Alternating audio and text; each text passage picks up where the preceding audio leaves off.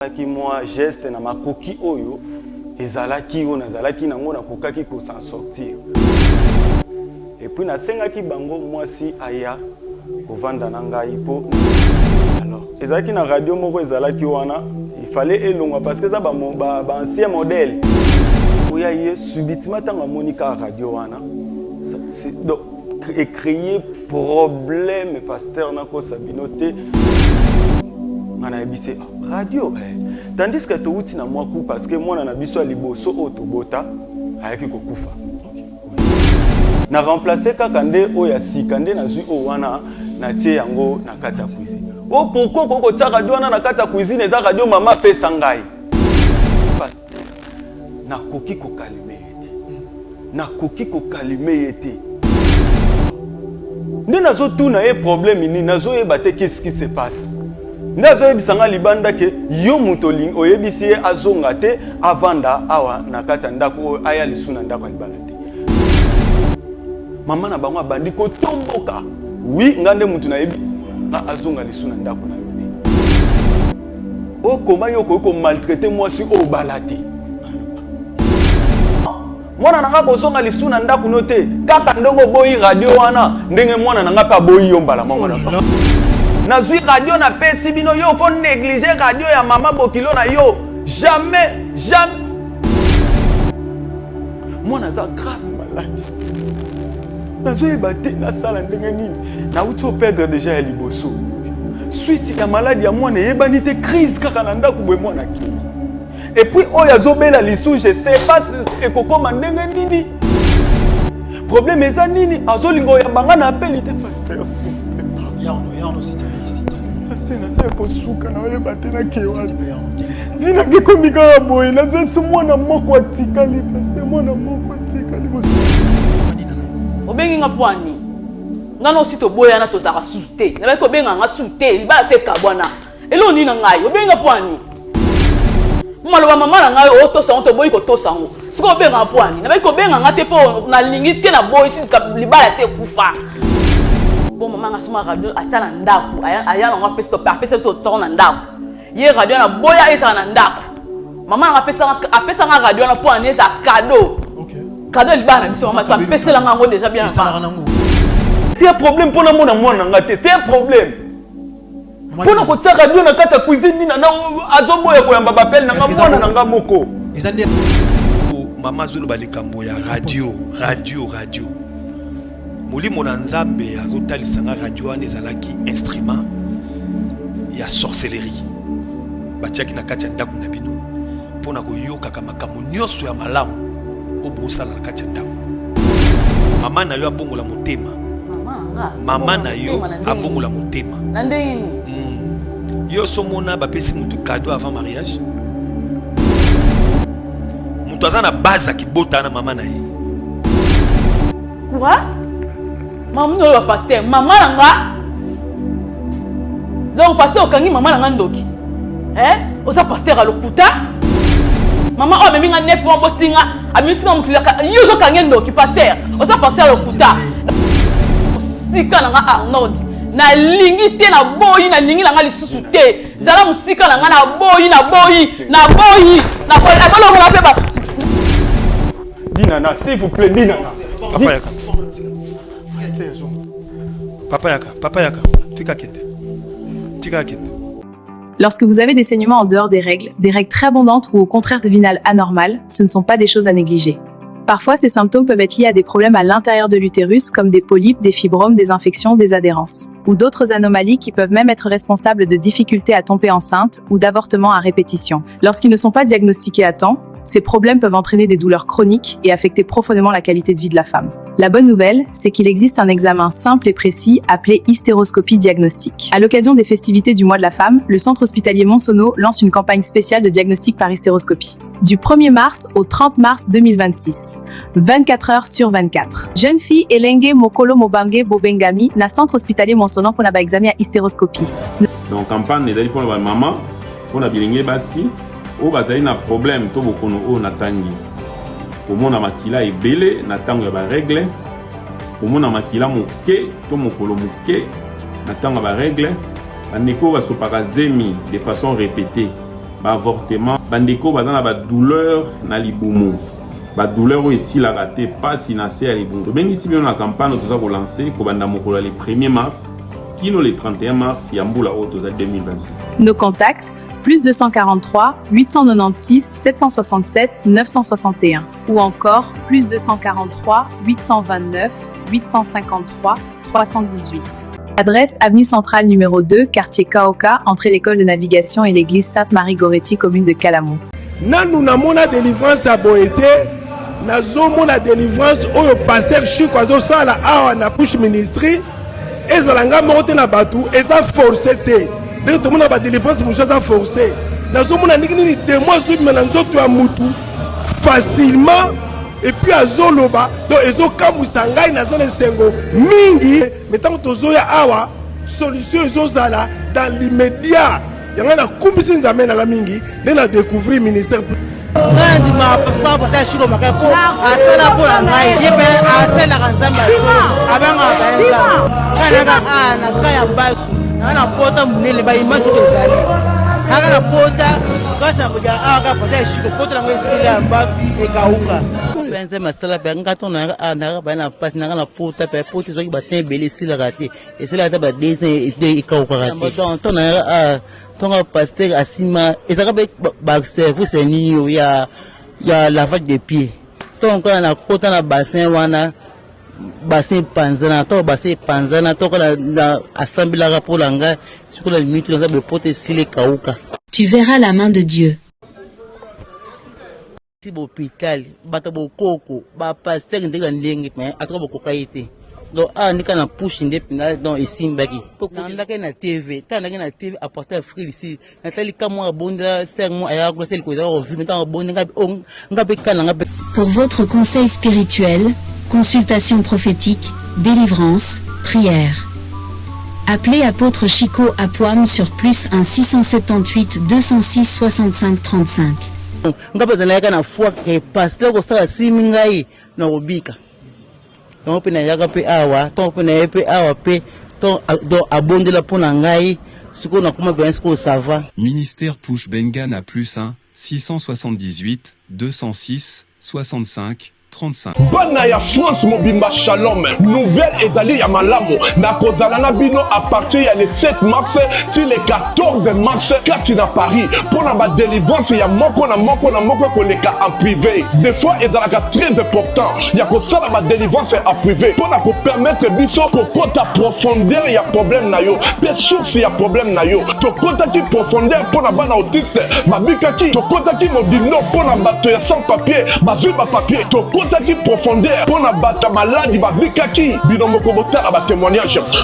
De toute façon aux ans na tala kango mingi na ba YouTube la guerre de délivrance en tout cas tout 5 sur 5 ya Moïse va vivre fara au monde mais asa eloko na Nzambe Moïse ani eloko na Nzambe commentaire ya te na yenga mo na vivre na monde na kina ba douleur ma kolome na minute nga yo na telemi en tout cas tout va bien na ba tension ekei Moïse ani eloko wana et puis na prophète Nzambe Nzamba Moïse osala nga mo na sentir papa donc na tension ekei na sentir donc papa Moïse ani eloko na Nzambe donc azali prophète azali eloko wana nga mo na ye en privé na vivre amour donc commentaire ya te boya na osana boko mo na esabu ja koloba te donc voilà quoi ezanga mon frère Junior merci en tout cas na osana na eko kumisa Nzamba osana parce que na yaki participation ya délivrance en privé et puis kozonga na nga na ndaku na senga ki Nzambe a pesa nga musala fixe parce que nazala ki remplaçante na pesa ki requête na nge papa Moïse abondela ki po na ngai et puis kozonga na ngai na mboka na ngai Nzamba eko sala bikamwa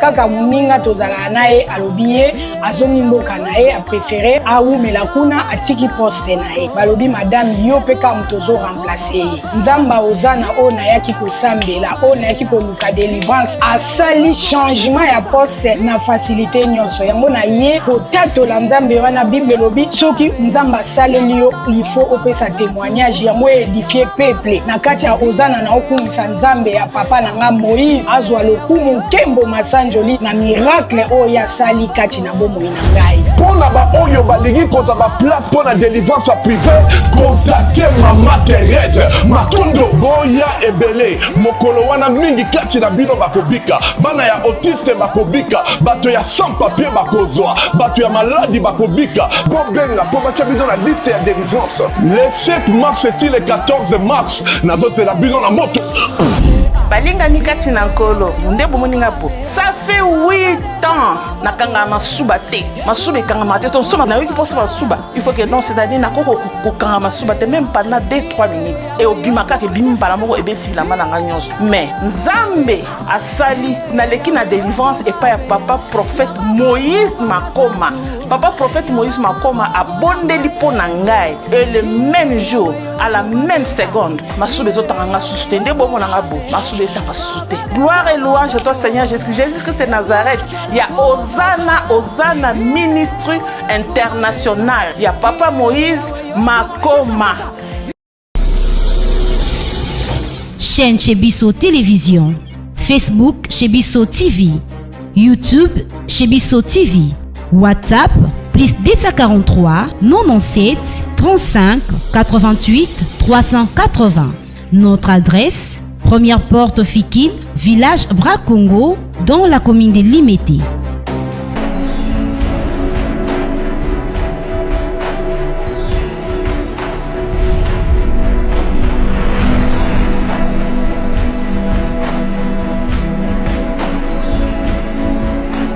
Pendant 7 ans, moi la vie.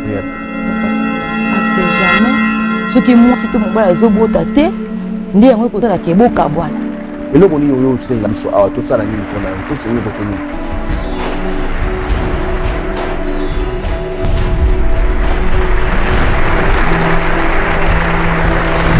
Mesdames et messieurs, bonjour et bienvenue dans votre chaîne Chebiso Télévision, la chaîne qui vous ressemble. Merci de la confiance et si qu'il y a la fidélité, on peut s'arabiso dans la chaîne qui vous ressemble, où ezali Chebiso Télévision, chaîne où kokani na yo nanga na biso nyonso. Merci parce que vous allez souvent nombreux à un moment où il y a une émission où ils allaient bravo Jésus et cette émission où il y a comme prédication pour nous recevoir biso tout est barosé na pembeni en Zambie et cette émission où il permet à yo aux aki na mabemo quelque que bané ko sala à travers cette émission Zamba sali ngolu otiki mabiwana merci na yo motolanda ke émission Zamba lola azongisa ya mingi. Merci aussi à l'équipe technique à Chebiso Télévision, merci à nos caméramans, merci à Papa Israël Monzo, merci à Papa Zara Kapita, merci aussi à Madame Jesper Kachama pour la musala kitoko sala nakati ya Oesika. Et merci infiniment à notre sponsor. Tant on a bois kakaye, Nazara toujours na essayer moyen ko bois kakaye parce que apesi santé, apesi mona, apesi ndaku, apesi mbongo. Biso ba oyo soki nzambe te meto ngeto zala oto za leloti à travers ngolu na ye nda sali biso de lo grâce et musubo mona papa elipe na bandaku na bino ezali Jésus-Christ de Nazareth biso awa ezala ka 100% Jésus parce que na ngolu na ye na makasi na ye nde apesi biso souffle de vie oyo monta mokili akoka ko pesa biso te. Merci aussi à papa Chic Mokadi pour na kopesa la confiance ya ozala lokola présentateur na émission lelo o ezali bravo Jésus orphelinat bravo Jésus ezwami na commune ya Matete na quartier Viaza et sengeli na ndeko nyonso oyo nzamba tie na kati ya motema na yo osunga bana biso na moment oyo bazongelaki déjà classe babandi ko bengana pona ba frais scolaire ngalo barango musapi moko sokola kelongi te papa Chika za musapi moko mais soto sangani musapi mibale misatu 4 ne pesa ka forme na loboko pour que longi za la bien nettoyer yo muto en Afrique na Asie na Amérique ça le fort na moi 10 francs koko zala nango sunga tabita Dorcas et le rezongi sakai sur la terre et zala ki ba bien fait soki ba bien fait wana te mais peut-être moi za lelo mususu soki nzambe asali ngolu yeba ya kosunga et rozala vraiment une bonne idée et to les cas émission boité sans pourtant to souhaiter une heureuse anniversaire na maman Annie la joie maman oyo nzamba sali ngolu amoni un an de plus c'est la part de papa Zara Kapita ou Azali directeur technique na Oesika na sanga moko te na plateau je suis avec un homme de Dieu auto solanaye ainsi que nandeko oyaye koloka biso te solution ngala mesana koloba toujours na bato papa elité mo pesa la solution papa de l'homme baté papa Fabiette papa bienvenue mais l'éternel autre au rendez-vous peut au sein il y a une montagne pour que tu sa solution. Apôtre Pierre, bonjour papa. Shalom, papa Eli. L'homme de Dieu, tu as bien na OSIKA et bonne santé. Nzamba zo batela biso nangolu na ye. On est là, je bénis toujours le Seigneur pour le bienfait qu'il ne cesse pas de manifester dans notre vie. Il nous prête vie, le souffle de vie gratuit et surtout chaque jeudi miracle na bravo Jésus ministry makamonza matosala. Je bénis le Seigneur pour ça. Dieu est en train de se manifester d'une manière impossible. C'est de là que nazo profiter ko pambola basali nyonso nzambe ya bravo Jésus. Pe ko exhorter bango tozala toujours ini ndenge tozali. Parce que dans l'unité tozo koyi sa forteresse ya diable. Je bénis le Seigneur pour ça et voilà. Nga pena zaki édifié dans mon collège jeudi ko l'homme de Dieu côté ya batu bamoni miracle enseignement et vendre parce que na vie en mutu pour que mutu soit délivrance et banda na prise de conscience. Mais lorsque enseignement beti na motema mutu et talisi mutu ndenge ni na kokoza lela na kumisa kinzambi ko yoka enseignement o ebimaki na kati na bino pour que peuple de Dieu soit édifié. Papa de Lumba. Boni programme ya Lubumbashi. Bravo Jésus Ministry organise 2 jours de prières intenses du 25 au 26 mars 2026 de 8h45 à 14h juste. Sous le thème Remise et reprise. Venez passer des moments forts dans la présence des dieux et expérimenter ces miracles. Ouais, Jésus! Il y a un miracle maintenant. Yes.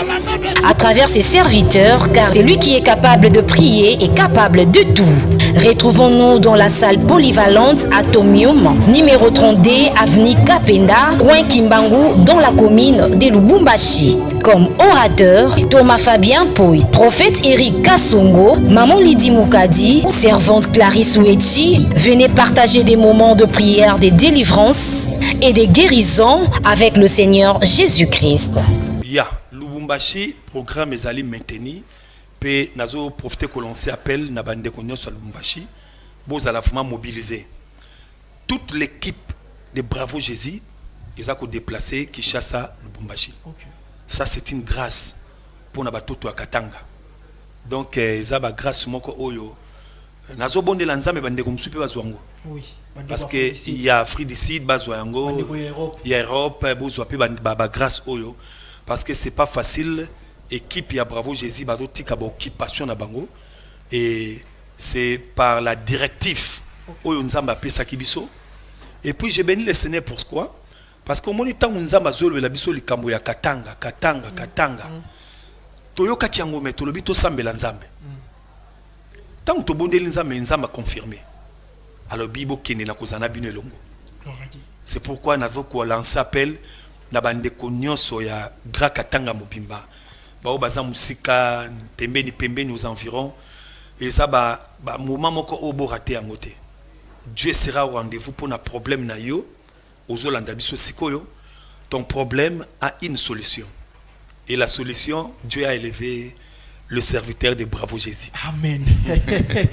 Na bande ko nyonso ya Katanga équipe ya Bravo Jésus zoya et bengandi o azana mboka mpanzi o azana Afrique du Sud bosanga na boya koya yo mokote yaka na famille ça l'effort zota membre moko famille na yo y est pas participer na grâce wana l'homme de Dieu yamboto yoka les promos de quoi nango sur votre permission de rendre grâce et panza avant que sambela na lingina no na pambola mosala nzambe moko. Je l'avais aimé beaucoup quand j'étais la prédication les jeudis miracle na Bravo Jésus. Il s'agit du pasteur Bienvenu Mukobo. Ok, ouais. L'homme de Dieu, bienvenu. Merci à Papa Bienvenu, malgré le moment où il a été, mais on est ensemble avec vous. Papa Bienvenu, Nzambe vraiment, Azong c'est mingi parce que dans mon pays, était au fou là au moins. Non, je n'ai jamais vu des hommes, des dieux pareils. Multigrâce. Gloire à Dieu. Je vous dis multigrâce. Nzamba Pambola mingi. Et puis, l'objet j'étais surpris, na moni sous na drum yemoko azobeta drum yemoko azoyembisa. Je me demandais mais muto na ko situer wapi? Moko na interprétation, moko na prédication, moko na modération, na drum na koyemba. Donc je salue le pasteur Bienvenu Mukobo là où il est. Il m'avait aussi soutenu hier, les jours là, j'ai dit beaucoup na interprétation. Voilà. Est-ce qu'on peut prier? Oui, d'accord. Azalakanaye Nzambe, Abongwamite, il est le même hier, aujourd'hui et éternellement. Le Komunyoso, Topesa Mupainaye. Petotike mission na lelo, kolo na maboko na yo. Yo pesa ka solution na mabota, pesa solution na likamuna lelo. Na kombo na Jésus, pe batuneso bazola na biso bazala édifier, kati na kombo na Yesu, to bondeli boye. Amen. Amen. Papa, Topesa Mbote, bonjour. Bonjour papa. Kombo ezali? Kombo nanga Arnaud. Papa Arnaud. Moi c'est Papa Eli. Mon tavani pembe nangai c'est apôtre de Lemba. To mesana ko bengai Papa Pierre. Peut-être monsieur on a bengaki Papa Pierre, Papa de Lemba, ils aura le même nom. Oui, on a présenté Bino et Toyambe na Oesika. Merci beaucoup. Problème nini Oemini Bino? D'abord na koloba merci na émission Bravo Jésus. OK. Na landara ba émission na Bino presque moi ebelé. D'accord. Et puis na mona solution au bopesa na ba couple belé ba yakara. Alors quand je vous ai contacté, Nandima était que nous avons réponse ici vite. Okay. Parce que je sais que Batunion so bako maka grand, ba négligera ba petit o ba na sima. Alors comment on a bino boye pa nanga na omona lokola Nzambe nde atindinga pona zo solution à problème on a zanango. Problème nangai awa na ye eza que ma vie était bien à moi tamoro boye. Okay. Mais na moment oyo nazo vivre misère. Nazo vivre au na kanara kokuta na nangote. Naza jeune oyo nazo chance peut-être ya kobala te mais ya kozala na mwasi na kati ya ndako. Arabiso tu ba jeune tokuta na ba problème ba zemi. Nalingaki te kozala aventurier comme batu mususu nde bazalaka. Atie mwana batu zemi puis awangani. Okay. Alors ngana mekaki ko honorer la femme oyo na sentaki na honorer na ba makambu sauté parce que makoki ezalaki penate na zwaki ye na ndimaki zemi na ndimaki charge na ngai. Mais il y a un bon moment dès na moment où nazoloba tout basculer na moment où nazoyebate na se retrouver nil na se retrouver na ba problème moko boye o na okoka ko maîtriser te. Na tan avandaki na madame na nga tozalaki très bien. Tout très bien makambu nyonso problème te. Nakendaki ko sala geste comme tunyo so sala ratang c'était moi si moi prédote na pesa ki moi quelque chose na famille mais na boya ki madame apanda na famille na bango parce que oyebi kaka na lingaki bazala sûr que je peux prendre et puis ko s'engager na vie na zo pe charge na prendre ba responsabilité voilà na prendre ba responsabilité na je te comprends de na kendaki na sala ki moi geste na makoki oyo ezalaki o nazalaki nango na kokaki ko s'en sortir et puis na sengaki bango moi si aya kovanda na ngai po nalanda la santé na et puis zem ya oyo ngamoko na mekaki kotia mais madame aya pa na ngai to vanda rapé très bien pas de problème moi na liboso botami zem pe ezalaki bien makamyo se courir très bien moi na pas koli akokisaki 6 4 ans comme ça. Et puis nde toyebi biso nyonso kovanda makambu pe ezokende ko avancer et ayekozwa suze mibali. Et puis aboti lisusu mwana ya mibali. Kobota boti nde zalaka nazwaki moi emploi moko boye musala moko boye bande ko futanga pa moi ebele penza te. Mais moi bambongo moko mike kana bande ko se retrouver nango musala sécurité si je me trompe pas. Bande ko zo moi $100 par mois. OK. Alors na ebandeli ya vinde to bandai ko vivre na ye tozalaki na biso bien makamunyo so normal na ye ko somba télé radio moko boya muke et puis na ye nango na kati ndako na installer. Alors ezalaki na radio moko ezalaki wana il fallait elongwa parce que ça ba ancien modèle na tchaki yango na cuisine pour que na remplacer radio oyo na sombaki ya suka. Alors tant on a vu radio na déplacer na tena cuisine na te radio wana na banda installer pe moi ba boomer nango wana na ba coin ya mur pour ndako ezo ata moi forme. Après madame azalaki na wenze ko zonga zongi ayoko kuta radio wana ndenge na déplaçaki. Après nazui télécommande nango ya muke na tie na kati ya chambre likolo ya nini parce que zaki na kati ya chassé. Tango ya ye subitement tango monika radio wana c'est donc créer problème pasteur nako sabinoté problème je sais pas c'était quoi l'idée tango kaka moni problème wana eloko liboso ko tunanga na chambre wapi radio oyo olongoli na salon ya talata o asigati ya kutu wana kutu etala ki ekutu te donc aye eloko liboso atuna kinga eleka féliciter ngande to mona pa ba couple nyonso mobala sombi eloko quand même papa et sali ndenge nini osombi ngo combien non yembala mota ngakoti na chambre atuninga mbala moko wapi radio ngana ebise radio tandis que to uti na mwaku parce que mwana na biso liboso otobota ayaki kokufa. OK. Oui, mwana ana kufa ki mwana zaki na 4 ans. Asalaka wa 4 ans. To tikala ki na oya bébé. To uti na mwa ba choc wana. Alors, ayebi bien que biso na ye toza na mwa ba problème. Mais ye loko liboso abandi ko flammer. Na ebise madame. Problème ezani. Ngana oto vandaka très bien. Toza na ba choc biso mibale. Soki ke okotu ozana posa radio tunanga na balembe nyonso na expliquer yo esika radio za radio wana na boki yango teza na cuisine na remplacer kaka nde oya sika nde na zui o wana na tie yango na kati ya cuisine o pourquoi koko tia radio wana na kati ya cuisine eza radio mama pesa ngai ngana bi na yebi ke eza radio mama pesa yo na boya yango te comment c'est possible yo eloko yo zomona kaka ya sika ezaka o ya kale ezaka o yo ko pesa valeur eloko akala ke eloko ya sika na boité eza ba ancien modèle to tiango kuna parce que ndako tozo yamba bapaya to remplacer radio oyasika non pourquoi ko tia radio wana na cuisine je vous dis pas na koki ko calmer yete na koki ko calmer yete alors moi na koto azolela koto ma kelele donc nazoyeba te na meka ko expliquer to na calmer mwana ake na kati ya cuisine azui radio wana ayeko tia yango na kati ya salon azongisa ngo na salon na bino attaque un homme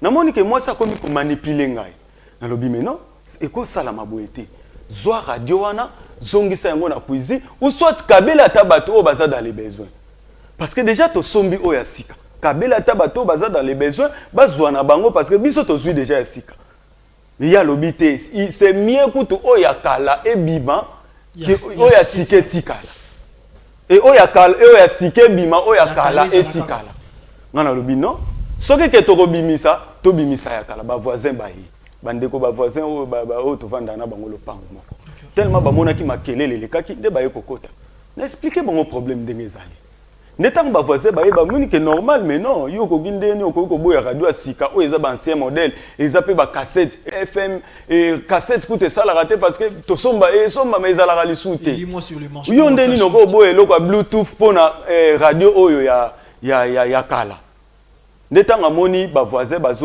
bazo pesa nga raison ndaye kozwa radio na ye abimi akei nga tellement tozalaki na ba choc ya mona na biso liboso to uti ko perdre moi pena landa ye nano ezalaki te abimi esika pa abimaki na yebite na bandi ko benga pasteur na bengi numéro ezoleka mutazo ya mbate na lobino qu'est-ce qui se passe to la li journée wana madame azongite deuxième jour madame azongite na bandi ko contacter ba camarade na ye o peut-être sika kendaka bango tout bazolo bake ba moni ete na bité na kende na nutie pa na bango tant que mwana batu na kende ko poser problème et pas ya mama de na zui makolo nga inde ti et pas ya mama kokoma na kome pa na bango nde na kekuta ye mwasi azakuna pilo na mwana mais comment okoki kozala awa tandis que nga kuna na zoluka yo et puis obimi na ndako ça pourtant oyebisanga quelque chose ne mama tanga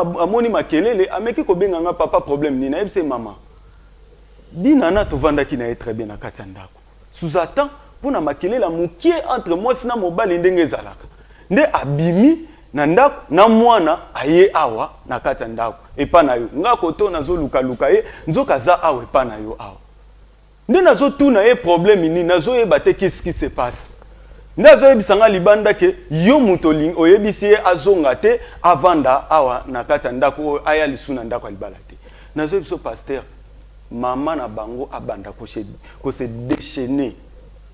Maman na bango abandi ko tomboka. Oui, ngande mutu na yebisi mwana azonga lisuna ndako na yote. Ngabi maman pona problème nini? O comment yo ko maltraiter moi si o balati. Namoni déjà que maloba wane komi ko bima eza sous likambo bana na bana te pe il fallait moi sinda yebisanga mais maman nde mutu azo yebisanga. Oh, comment c'est possible yo ko maltraiter moi si o yo balati na bien. Wana dina na pa lobelo mo. Dina na lobelo ko ta vandi na mwana na maboko. Nathalie et pas maman. 2 jours. 2 jours déjà. Oui. Mais dina na lobelo mo. Alobelo ko mo te Nathalie dina na na bi. O soloni na maman nini. Na bino maman na maltraiter mwana te. Justement eza discussion sika batu baza problème ezanga raté. Eza kaka likambo ya ngana ye. Kutu problème a radio na bimisi na ngaite. Na lobi kaka eza likambo o ngana ye na kata ndaku ememi mo problème. Nde ye aye a. Mais maman yoza maman, pesa biso conseil ou soit ndongo tuni biso problème na meki ko expliquer non. Mwana nanga ko zonga lisuna ndaku note. Kaka ndongo boyi radio wana ndenge mwana nanga pa boyi yombala maman na. Qu'est-ce qui se passe? Ah bon? Nabi maman, oyebi problème à radio. Alobi oui. Nayebi problème à radio. Dina na expliquer nga ke yo boyi radio e banda na kata ndaku ni na. Maman, e bongo yo ko boya nga mwana na yo mobali na place ya radio alobi oui. Soko lingi dina na zonga na kata ndaku na yo, c'est que radio oyo pe e zonga na kata ndaku na nga na bi. C'est pas possible. Qu'est-ce qui se passe? Nabi te maman, est-ce que tu peux kosola moi muke na dina na libana te okosola na biso pasteur ba injure nyonso o ba fingaka mutu o ya wangani zemi ngana zuyango. Mais tandis que na wangani zemi te. Nabi maman, na sa mwana na yo ndenge ozozwa dina na ndenge kozwa ngai. Mais comment ko finga ngai boye ko kitisa ngai et puis ozoganga voix élevée ba voisin baza awa bazo yoka.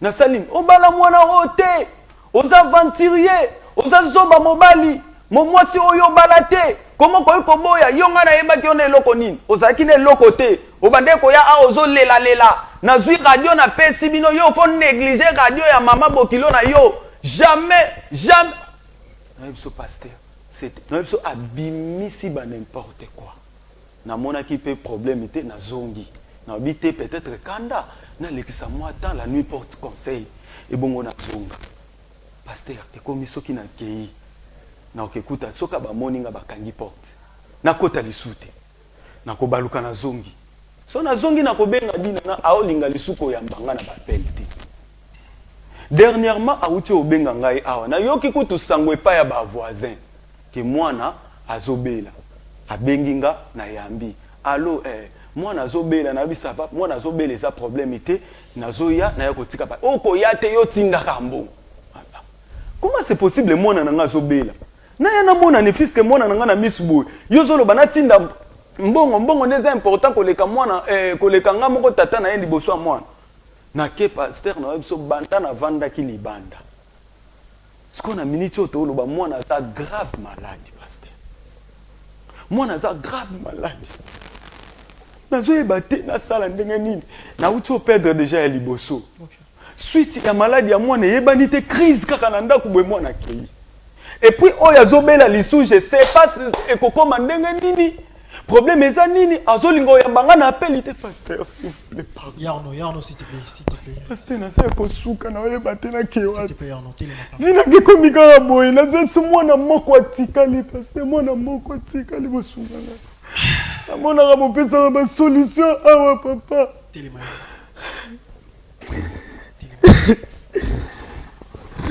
tout na yo te so lingi dina parce que déjà là que ça na kata motema na yo o lingi na motema moko ko so linga ki était au disposer temps ya o ka bisote gardez vraiment silence Yarno papa s'il te plaît ya oza mobali ya mwana okufa te papa na sali lo côté o est importé za mwana nazaka na moko wana natika na kana so boboye dina na zonga ya problème te pasteur osunganga na récupérer ne fils que mwana asala na ngai na landa ba soin na ye mwana ba récupérer ngo boye te ba récupérer mwana so za bonne santé le monde des esprits Ils ont vraiment chose à sage à comprendre en moteur. Gardez vraiment silence. D'accord? Apôtre. Papa Eli. Oui, quand le ligne on a appelé la mise là au bien à Boba Arnaud. Hier on a zoloba. Après ni to ko sungai. Papa Arnaud. Na osenga yo d'abord au batela kimia aux amobali. Aux anou na droit kolela parce que passe na motema. C'est normal. Nzamba sala biso ngolu moko ya ko compatir na bato soki moto ana problème. Au moni tango zoloba na azomona motema na yo sincérité sérieux na yo. Ça prouve déjà que olingi mwasi na yo pe olingi mwana na yo. Pour ne pas dire bana parce qu'on perd déjà mon amoko. Au moins les locaux, ils ont problème moko spirituel. Ils ont bitumba ya makofite, bitumba ya malobate. Et comme bitumba ya molimo. Mais nzamba ko salongolu parce que au moins vie ya moto na se na moi oyo. Ibandaka na zéro, pe moto amataka malembe malembe. Amen. Pona yoki mama bokilo alobi oze lo côté obandaki koya kolela awa lelo posombi radio olongo bimisa radio wana donc de là nazo mona déjà évolution moko petit à petit na vie na yo mais likambo oyo nazo bondela nzambe afungolanga misu na comprendre pourquoi bazo boye loko ya sika. Nouveau modèle,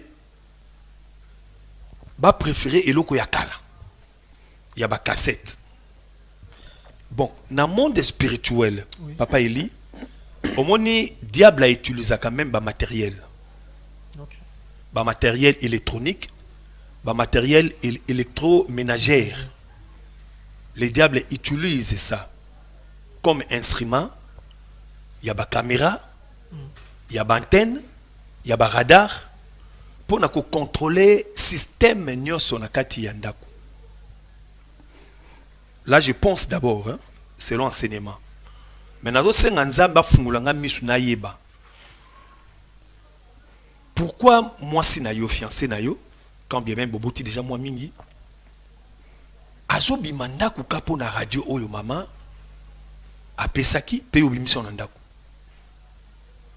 Est-ce que fiancé na yebi likambo? Parce que akokai ko sepela tanga moni radio asike koti. Le kumu ya ndako ya famille. Mais azo silika pone loko asika et koti na ndako. Azo préféré loko ya kala. Na annonce ya kana batu bazo mela ba mela ki liboso 20 ya kala. Batu balangwe yeso ena 20 ya sika ba mela ki liboso 20 ya kala okay. Ba meli ba goûter ba yoki ezaki nango bien te yeso tango ena 20 ya sika batu basepeli okay. Eloko ya sika imemaka ke sengo mais soki eloko ya kala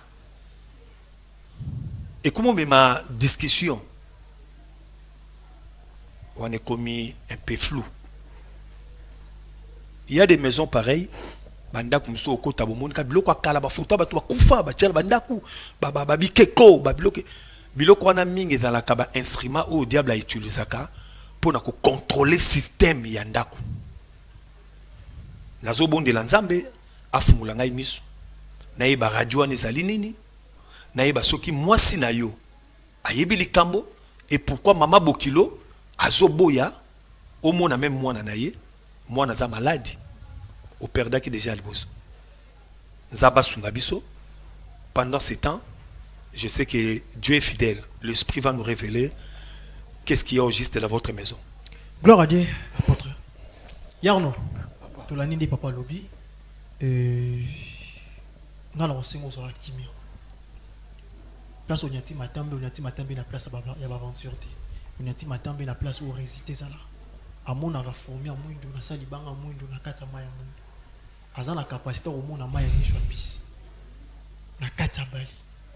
Gardez silence.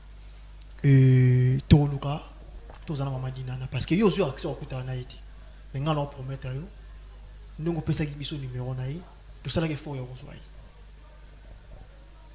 Tout ça l'effort azana biso longo. Tout me rappelle ko tuna ye. So ki erreur ezali. Tout ça na papa de lemba. Azana expérience libala ki ngana yo. O tout ça ko inspirer mambo libala et qui est la logique des choses. A rosunga biso na conseil. Peut-être bien erreur musu ezala ki pa na yo par rapport ya ba réaction na yo vers maman. Komi chaka te maman dina naza mabe yo poza mutu. Et musu muno ko beta ki libaku na passer le belo hotel. Des succès qui montent ma maman parce que moi la mon retard n'a négliger maman naï. Papa zala rosunga biso n'a pas conseil, d'accord? Na bande ko no so batali biso pour na rozong sa mo quel problème de goto yambi comme on a une quarnote asala kana c'est na compagnie sécurité azala moisi mais baba là officiellement te. Boboti deuxième tour yo la basu sur moi ça comme nazième mais na moi ça comme nazième ti moi na bango 4 ans comme na âge à 4 ans. Parce que si comme on a moins cité, moi ça va ndeko vendre ailleurs, yepé ailleurs. Tinza basali ngolumbo monani, azu mwanda. Nanda ko azui, abanjo futela, abanjo somba bilo wanda kuna yi moko. Petit à petit, et au salaki. Moi si maman pesi radio. Bandimara na bango pe radio, mais tant masombelo wa sika, alinga remplacer ya sika na oyakala déplace makamwe bani na famille. Moi ça c'est qui pour cause de radio ya maman longo. Moi ça bimi a kezongi sa radio maman lobi ndenge radio ezongi na ndako awa ndepe ezongi na kati ya ndako okotika la kozonga sous na libala na yote. Pona nini parce que ndeko arno atikali ko bala nono moi cité. Ah mais bazo luka vi malembi akobala yi. Zamba sala biso ngolu. Tout mona sport sur orphelinat Bravo Jésus où ezwami na quartier Viaza na commune Matete to balolenge nini ya kozwa numéro pour na kosunga bana wana ba vivre na ndenge singili. Orphelinat Bravo Jésus, chaque enfant a droit de briller. Shalom, shalom, peuple de Dieu, shalom, shalom, bana nzambe. Eza maman Lydie aye ko beta porte pour na orphelinat Bravo Jésus. Bien-aimé, naye kotalisa yo secret moko ya kobongisa 4e génération na yo kosala bolamu egangaka. Surtout ko penser na orphelin, na veuve, pe na ba indigent.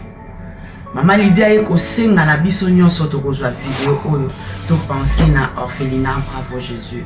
Bana batangaka, bana babiaka, babelaka, bazaka na besoin pe ya ko vivre lokola bana na biso na bandako. Maman Lydie moko na Bravo Jésus mbaba kokokate. Mais lokola Bravo Jésus ezali munene eza monde entier de Maman Lydie aye kobeta na ba porte na bino. Tokanisa barfelin na $1, na $5, na $100, na $1000. Na buku ne kaniseli ozocha ba point. E kokomela yo moment moko ya pasi. Zambe akozanga te kokanisela yo.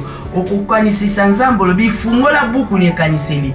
Okomona kombo nanga na kati ya orphelinat Bravo Jésus na futelaki ba orphelin ndako na tangisaki na lesaki malade elingi kluwenga Yesu kaniselanga et okozanga te kobika loboko na Yahweh na Bibele. Que le Seigneur vous bénisse. Faites vos dons via RTL Money, M-Pesa et Orange Money. Pour les enfants sans parents, les orphelines et orphelins ont besoin d'un foyer, d'attention et de protection. C'est SOS leur offre une nouvelle famille attentionnée. Orphelinat Bravo Jésus, chaque enfant a droit de briller. Merci d'avoir déconné sur Basunarabana na kati orphelinat Bravo Jésus. Orphelinat Bravo Jésus ezwami na commune Matete na quartier Viasa. Yeba ko sunabana wana zambe oyo azala rendez-vous pe au na kati oisika akoyeba ko récompense yo ya mingi. To soki na orphelinat Bravo Jésus te centre de formation Bravo Jésus pe ezwami kaka na commune Matete. ils sont juste à côté il y a mosquée où ils ont ma tête direction ya banunu yaka formation ils alliés belé formation audiovisuelle formation ya prise de vie formation ya montage vidéo presque ba fleur ils a belé oyo etondi na ba formation pour na mona na yo azala cadre kolinga otikaka mona kaka bongote tikela mona formation et vendre na mutu ndeko sunga mona azala utile na société na moment oyo kozala invité papa Arnaud tozongi na bino na oesika tozwi ndeko dinana c'est vrai oui on a rekosinga na bino maîtresse de soi mobali a régir la moi cité moi ça t'a lobby mingi mobali azalaka toujours douce parce que dans la vie il y a toujours le haut et le bas so yo poko mokeni likolo ndenge ozala likolo peut-être que vous conclusion mais so puis ovandi na kimia nyonso to kolinga ko comprendre eloko nini oyo ndeko ayi na mona kati ya esika to kotsa ndeko dinana to mega pe ko sola pe na yi to papa Israël est-ce que maman dinana komi d'accord soit komi à kokota bonjour maman bonjour to sepelo ya mbabido maman dinana Arnaud elo no benga maman dinana obengi ngani maman dinana na pekise kiyo obengi ngapwani maman dinana obengi ngapwani ngano sito boya na to saka sute na ko benga nga sute libala se kabwana elo ni na ngai obengi ngapwani maloba mama na ngai o to sango to boyi ko to sango siko benga ngapwani na ko benga ngate po na lingi te na boyi si libala se kufa ngano to saka sute ko benga ngadi na te na boyi ko benga kombo na ngate na ebisa kinyo oyokite ozanga to oyokate pourquoi benginga obenga pwani mama na ngai se ko boyi ko sala ngo siko benga pwani na lingi te ngano to saka sute libala se kabwana na boyi na boyi maman papa usilika makasi bwe mama na ngai na kanda makasi papa na pekisa ki déjà benga nga sute abenga wote bowelengi ayi makamwane to zaki na boya benga ngai na lingite mama na ngai azo yebiso so to sango to boyi ko to sango donc nga ko benga nga te Arnaud ko benga nga te na ba combien de fois ko yokanga mama zo yebisa nga na to sani mama zo yebisa nga nini nga na to cité papa Arnaud s'il te plaît maman dinana papa kanda makasi bwe mama na ngai na kanda makasi kasi ki tata momutima te mama kosilika makasi boye te makambo nini mama azoyebisa yo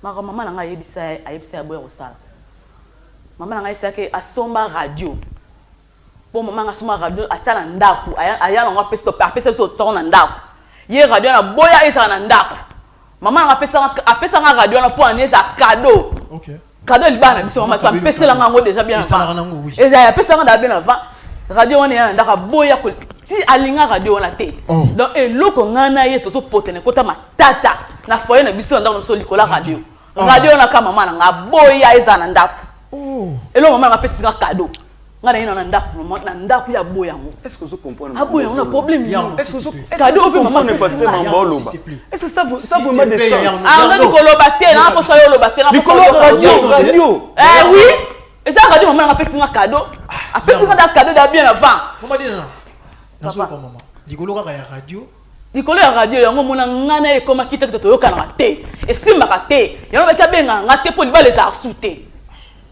d'accord mama ya on sait bongo yo likolo radio baba bokilo apesa ka bilo bongo te radio ngisala nini oyo obo ya radio za na katanda je n'arrive pas à comprendre ni na natia zo koma na ba niveau na zo comprendre te pasteur likambo radio banse modèle na boya ngote le problème ane que to sombi mususu wane komi kala na boya kiango pété na tiango à l'écart to remplacer radio ya sika et ça c'est un problème avec les radios. C'est un problème pour la ngate, c'est un problème. Pour na kotia radio na kata cuisine na azobo ya ko yamba bapel na mwana na nga moko. Ezande azoloba.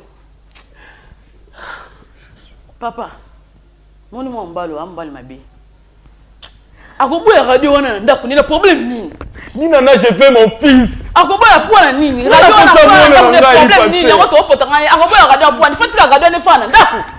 ata ya somi radio mususu to boyite mais radio fait za la ndako to mona ngo pesa cadeau mama nga OK fait za ndako ya on a déjà balio alors na balinga te apesa na safa pa na bisote bon mama pesa radio libala pour wala ça cadeau libala mama pesa ngo ndingi pour no balio pété mama pesa ngo déjà vend déjà mi pesa là ah non attends non on balinga te et ça la nota pesa nga da cadeau libala on pesa ngo na libala ne cadeau libala pesa nga vend libala au moins papa apesa kinga ngo etake bolinga mwana ina na balite na zo radio na tsanda kasi yo lobi mama sombela ki radio soki ba balio apesa ngo na cadeau parce qu'on a eu un balio te bon neni elo wa libala bo ya vend libala ça la parce que ya na sima libala problème de papa mama apesa kinga ngo dana ya na ndako ayebi nese ki mama mi pesa linga ngo e ko dana ndako déjà eza na ndako parce que c'est un problème moi dans l'hôpital azo ba traitement ça fait des semaines moi nazo souffrir dinana s'il te plaît moi dinana s'il te plaît papa tel vanda s'il te plaît dinana moi na so traitement pasteur moi vanda kufuka mate la mutute vanda kufuka la mutute loba na maloba aza innocent ngana dinana to ebi moi na aza innocent radio wana ya mwana nano ayete na mokili fils que j'en ai plus madina na papa okoto za kipekanda makasi moyeto présenter même ata mosali na nzambe isalaki na osenga sikoyo okitsa motema na si d'accord kanda bazola rango solution te baloba langage moko bazora mokano na kanda ti pour na koza bonne décision bazora mota ngoza tranquille Mikita papa Delema oui papa Eli okoso ni na mama dinana nzamba za malamu pendant que navandi awa molimo na nzamba zolo belanga mingi j'avais prié que nzamba fungolanga misu na mona qu'est-ce qui est au juste atana ndaku bakiti so ekomi akala to changeaka to bimisi akala to kotisi asika gloire à Dieu oui ata elamba soki ekomi akala to sombaki elamba ya sika to su akala to tumbi effectivement ouais na sambeli nzambe na moma to banda kozela mama le Seigneur m'a dit mama dit nana hein? Oui OK na bono gangi makasi tango kotia moza na kacha molili nazo mona yo molili makasi oza na kacha molili makasi fini oza na kacha molili il faut lukanzambe mwana mobali omoni azolela azo négliger lelo mwana mobali aza na bolingo no ebele mama omoni libala oyo ozoboya mpona likolo ya radio eza na bamama mosusu bajeune sere lokola bino baza na mangengenge bazobondela bazoluka libala bazogene bazosala basacrifice baoffrande bazoluka libala eloko oyo ozoboya lelo libala eza pasi mobala linga yo pe bovanda a organiser vie pour le boza malamu papa Eli tango mama zolo balikambo ya radio molimo na nzambe azotalisanga radio ane zalaki instrument ya sorcellerie batiaki na kati ya ndako na bino pona koyoka makambo nyonso ya malamu obosala na kati ya ndako donc tout ce que vous êtes en train de planifier comme programme radio ane zalo quoi émetteur mama na yo il faut bongo la motema mama na yo abongo la motema mama na yo abongo la motema nandeni yo somona bapesi mutu cadeau avant mariage ezalaka cadeau avant mariage ezalaka na yo kiango epa na yo cadeau avant mariage evandi eloko ngo pe basombi ya sika bozo tomboka po bimi na ndaku na yo likolo eloko ya kala nga kanisa ki okani mobali na mwasi mususu nga kanisa ki papa koloba ki mwasi mususu akoti na kati ya mbeto libala likolo ya radio ya kala ya ba cassette mama boluka nzambe oza na kati ya molili oza na kati ya confusion obungisi mwana liboso olingo bungisa mwana ya mibale po kangi motema 2 semaines papa zoluka ba traiter mwana bovanisi mwana na ndako ya liboso akufaki ezalaki lèvre satanique c'était la sorcellerie mwana no akufaki na kindoki babetaki kibota mwana na yo oui babetaki kibota mutu aza na base kibota na mama na ye quoi mamu no ba pasteur mama nanga Donc pasteur okangi maman na ndoki. Oza pasteur à lokuta, tu pas pasteur à lokuta, ba faux pasteur. Yadi nana. Oza faux pasteur, OK quand maman na ndoki. Maman o memi nga 9 mois botinga, amisi na mukilaka, yozo kangi ndoki pasteur. Oza pasteur à lokuta. Donc ça qui complot. T'es papa. Aza faux pasteur. T'es na qui sa voix aza faux pasteur. Oza faux papa pasteur o lokuta. Maman na ndoki, maman na ndoki na ndenge ni. Arnold, vous savez que vous savez qui complot? Vous savez qui complot pasteur? Maman dit nana. Pourquoi maman a ndoki? Arnold, pourquoi maman a ndoki pasteur na yo? Pourquoi maman a ndoki? Maman a même 9 mois. Soit disant pasteur na yo, soit disant pasteur na lokuta. Aka maman a ndoki. Maman dit nana. Bakangi maman ndoki te. Papa, bakangi maman. Pasteur oza pasteur lokuta. Aka non, yoka te na koyoka te na koyoka eloko te. Est-ce qu'on oscille contre biso? Oui, na boyi mutu ta loba na boyi. Na boyi. Attends, quand on a kindumba te. Nicolas radio. Ouais, même c'est libala na yo.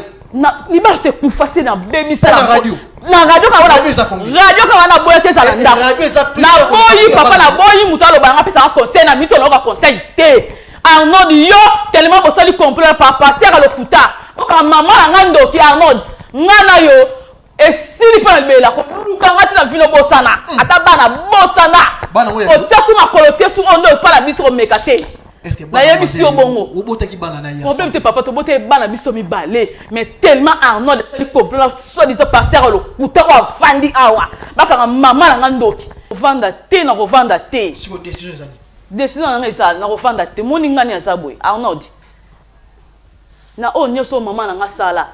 Pona yo lelo okangi maman na ndoki maman na so dita komi ndoki pasteur o lokuta Arnold omoni ngai na ba complot so sali na ba cameraman so bo tie oyo no so tie ezwa makamnyo so o bo sali complot bino pona na vie ya maman na Arnold ko lukanga subte Arnold bossa na ngai bossa na vino Arnold omonga ndi na on pesa mkongo na ngabwe plus jamais ndi na zabwe merci Arnold na oyo nyoso osali na pasteur na lokuta obosani radio wana mama sa pesa biso poto tia na ndako to kata musique ezo beta na ndako esala bien mo ndako bien mais so dina pasteur le labikani mama na ndoki sika na Arnold na lingi te na boyi na lingi na lisusu te zala musika na boyi na ko balongo la pe ba na boyi balongo la bio na mosinga nzoto balongo la na boyi balongo la ngo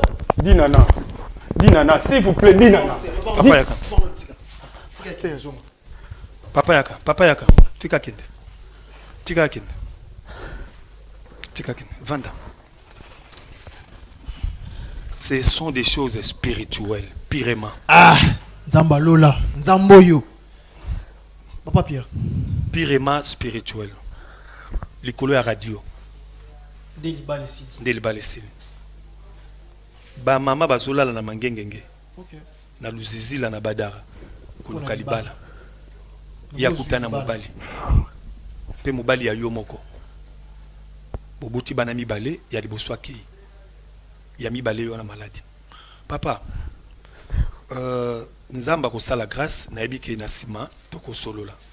Mais eloko na oyebisa yo omoni papa eli ba famille musu to kotaka foko kotala. Kota te po kaka baza na mbongo to po baza pembe il faut ko bonde la kanzambe mingi ko yebisi kozo kota parce que libali ezalaka engagement ya vie mobimba moto bokovanda na plus de 80 ans il faut ko yeba famille faut ko yeba moto wana po bozala na sengo c'est spirituel mama ya Dinana azana sorcellerie ya makasi pe Dinana azana kati na molili ya mvutuma azape solliciter ba kotisa pe semence à sorcellerie. Il y a une arrogance. Nous avons grâce, pour ça fait mal, hein? Yarnold. J'ai l'impression que je vais encore perdre. Yoka, on va perdre le côté. On perdre le côté. On perdre le côté. Au moins, si on a facteur, il y a bolingo. Tout le monde a na bolingo. Ne toquez la rango, toquez na façon ya aspect. Puisque c'est quand on a ngate qui toko ya zana bolingo. Même yo mo mobile. Na aspect na yo na kitoko na ye eza ko leka musu ya zana conseil ngala ko bakisa na bino mu finu ko nyoso eza kana nzumu nango komilinga kofinika nzungu na mofinuku na ngoti totika na papa apôtre on va prier mona okufa te nzamba sali ngolu yo mona ka musa za mwasi maza mwasa vina yote azane terminus pour na yote eza arrêt boboti esili ma nzamba eza vraiment mystérieux d'accord zo courage kobungisa vina yote à cause na yi yazo vivre parce que moi ezate to commenter pas na bango oui problème ezate to ko solo la to ko sambela pona yo to sambeli pona mwana pe to tala ndenge nzamba ko localiser biso d'accord to tala nzamba ko localiser biso e kosunga yo kende obala ta bana ngo ya yo lokola ça de balongo bana bakomi mwana moko ya pona obalier pour récupérer bana d'accord zala na kimia OK merci Zambe vraiment sunga biso yango moina o esika tant émission elekaka bo prière pour na biso parce que maramo to kuta na ngana mamuto mona si ce n'est pas Jésus Christ de Nazareth mais peut-être aux en ba maîtrise ya mususuté na kata o esika lo lengi bato ba lo ba mabe pour na biso Moussa ina Nzambe ozo lo ba mabe pour na ye ozo brutaliser ye ozo manquer directement respect ça montre directement que mutaza na prise de conscience té ce qui Nzamba lo la zongité to kuta toujours na ba émission o Rolanda pour te luka ndenge nini ya kopesa bino communiquer par rapport ya ndeko Arnold to lengi to ke na famille pour Nzamba sala ngolu a récupérer o azamona na ye kimia ya Nzambe etika na mabota na biso. Bravo Jésus Ministry organise 2 jours de prières intenses du 25 au 26 mars 2026 de 8h45 à 14h juste. Sous le thème Remise et reprise. Venez passer des moments forts dans la présence des dieux et expérimenter ces miracles. Ouais, Jésus! Il y a un miracle maintenant. Yes. À travers ses serviteurs, car c'est lui qui est capable de prier et capable de tout. Retrouvons-nous dans la salle polyvalente Atomium, numéro 30D, avenue Kapenda, Coin Kimbangu, dans la commune de Lubumbashi. Comme orateur, Thomas Fabien Poy, prophète Eric Kassongo, Maman Lydie Moukadi, servante Clarisse Ouechi, venez partager des moments de prière, de délivrance et de guérison avec le Seigneur Jésus-Christ.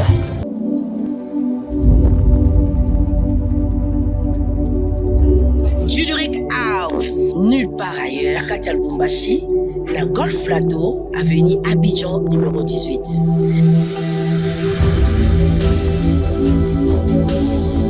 Waouh! Dans la piste de monsieur Amouneni, dans la trône ya marié, à table ya bouillie. Dans la verre na biso, verre à champagne ezali, verre ya vin ezali, verre ya mai ezali. Et pas la biso, papa ça un champagne na verre à mai parce qu'il y en a tout. Ah! Ma protocole ya bouillie. Waouh! Voilà l'espace vert na biso. Bato balinga ba baby shower, mais événement balinga l'espace vert. Dans l'endroit na biso, on a ba événement nyonso, ba conférence, ba mariage, ba fête de baptême, ba communion, ba retraite de day, nyonso ka awa na Juduric House. En tout cas, bato ya ki, ba mariage na biso to terme parce que tout ça merci Juduric House. Hey, alors là, Juduric House.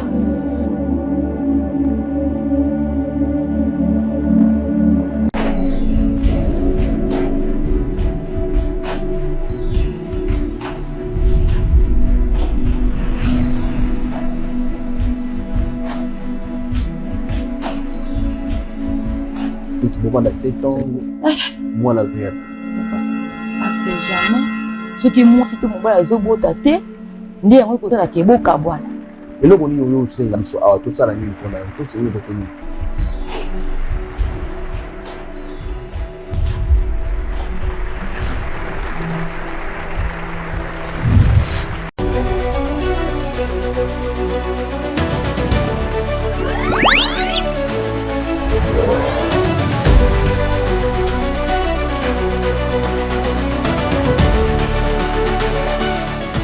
Chez Bisso Télévision, la chaîne qui vous ressemble.